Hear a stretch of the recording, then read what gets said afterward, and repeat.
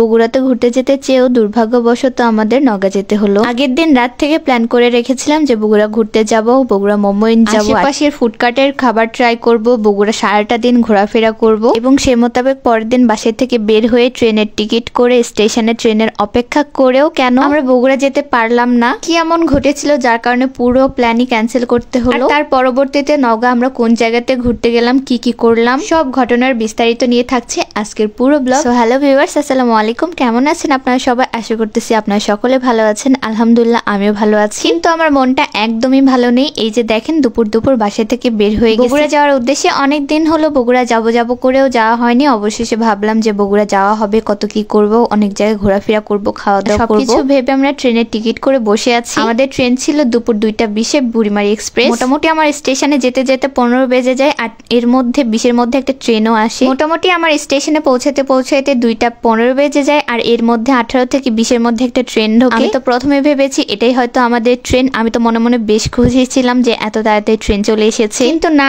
আমার ধারণাটা পুরোটাই ভুল হয়ে গেল। কারণ ওটা বুড়িমারি এক্সপ্রেস ছিল না, ওটা চিলাহাটি ছিল, যেটা আমাদের গাড়ি না। আশেপাশে পুলিশ আঙ্কেলকে জিজ্ঞেস করলাম গাড়ি কখন আসবে, তারা আমাকে জানালো যে এরপরে গাড়ি আসবে, একটু অপেক্ষা করো। তখনও পর্যন্ত অপেক্ষা করছিলাম আমাদের গাড়ি আসবে বলে, আর অপেক্ষা করতে করতে 2:20 থেকে 3টা এবং 3:30 বেজে যায়। এবং তারপরে তারা আমাদেরকে জানায় আমাদের গাড়ি 2.5 ঘন্টা লেট ছিল, মানে আমাদের ট্রেন আস্তে আস্তে অলমোস্ট 4:30 বাজবে। আচ্ছা, এখন আপনারাই বলেন 4:30 বাজে যদি গাড়ি আসে, এরপর কখন আমরা বগুড়া যাব, কখন কোথায় কি ঘুরবো, কখন আবার ফেরত আসবো। আর এমন একটা সময় হয়ে গেছিল যখন আমরা বাসেও যেতে পারছিলাম না, কারণ সান্তাহার থেকে বগুড়া যেতে মিনিমাম 1.5 ঘন্টা লাগবে, বা তার বেশিও লাগতে পারে। এই সব কিছু ভেবে আমার মনটা ভীষণ খারাপ হয়ে যায়। আমি কত শখ করে সাজুগুজু করছিলাম, কত কি প্ল্যান করছিলাম, এক পর্যায়ে তো সবই ক্যান্সেল হয়ে গেছিল। তারপরে ভাবলাম না, হয়তো বাসে গেলে আরো বেশি খারাপ লাগবে, তাই ভাবলাম নওগাঁতে কোথাও ঘোরাঘুরি করি। হঠাৎ করে কোথায় থেকে কি হয়ে আমরা কুসুম্বা চলে আসলাম, আমি নিজেও জানি না। তারপরে কুসুম্বাতে আসার সময় গাড়িওয়ালা মামা বলছিল এই সাইডে নতুন নাকি একটা রেস্টুরেন্ট বা কফি শপের মতো কিছু একটা হয়েছে, চাইলে আপনারা দেখতে যাইতে পারেন। সেই রেস্টুরেন্টের নাম কি জানেন? দোলনাবাড়ি রেস্টুরেন্ট। নামটা শুনে একটু ইউনিক মনে হলো যে যাই ঘুরে আসি। তো এই তো আমরা চলে এসেছি দোলনাবাড়ি রেস্টুরেন্টে। তো দোলনাবাড়ি রেস্টুরেন্টের ডেকোরেশন ভেতরে মোটামুটি ছিমছাম ছিল, মোটামুটি পরিবার নিয়ে ঘোরার মতো ভালো একটা জায়গা। তো এখানে সবাই সবার আত্মীয় পরিজন,